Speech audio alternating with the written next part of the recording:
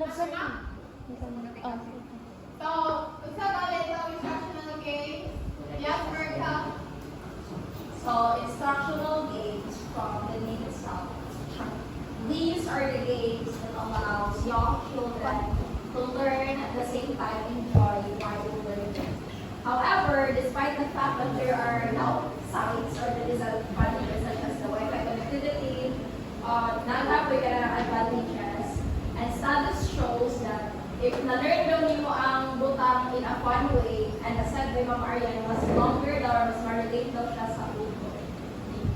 Okay, very good. Thank you, Berta. Nagana to yung mga makapag ni Berta.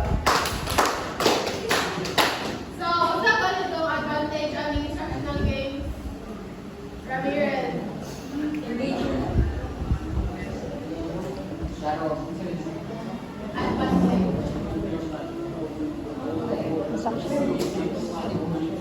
Okay, thank you. Engagement. Yes, my advantage. Katong sa pipili mo rin, na-experience there na fun and engaging as well as maka-learn ng bata at dali lang sa kasyan sa Yes, pabaka. Thank you, Maylene. advantage.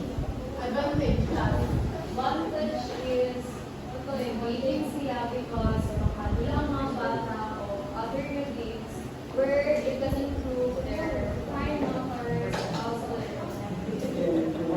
Thank you, pabaka. Unsa, ma'am, sa advantage no? So, sa disadvantage.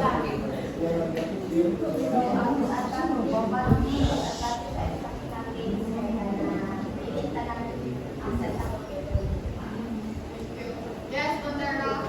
Okay,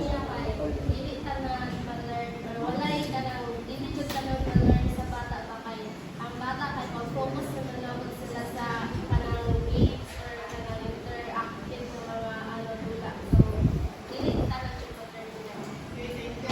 Mary.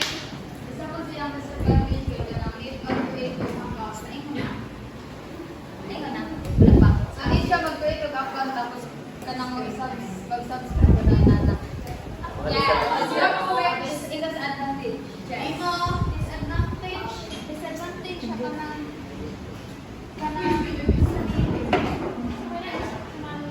tapos di mo po siya ang internet kung ma-download na so kanang dapat siya na disadvantage usually kasi lain lugar mo wala na ni internet sa mana siya. Okay, thank you.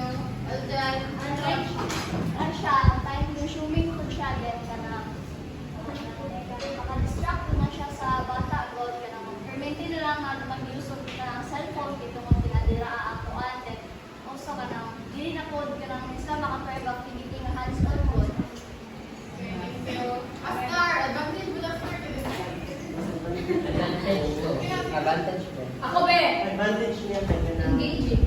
engaging siya tapos Umana na siya. makabuhat siya o kanang sani Game. game na makapa-motivate sa mga bata. Okay, Amber. Kaya one of the advantages na makipag-present kay kuan siya colorful and also kaning na-siya feedback. Some instructional games kay like good work, mga kuan.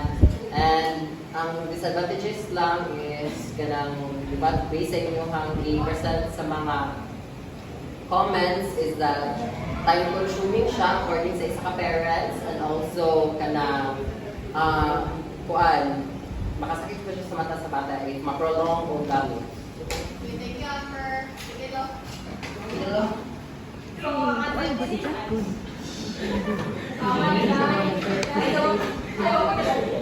So,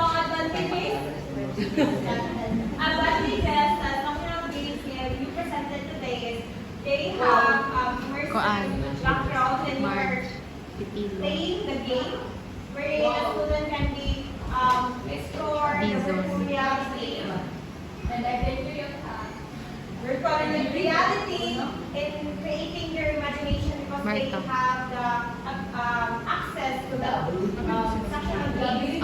So, disadvantages on the instructional games is Ang pulo. the more Ang pulo, mas na. the game is Ganing. It is gamified and then ang student is more focus na lang sila sa game. Wala sila nag-focus sa lesson. Thank you. Thank you. Wow, miss. Great job. Great job.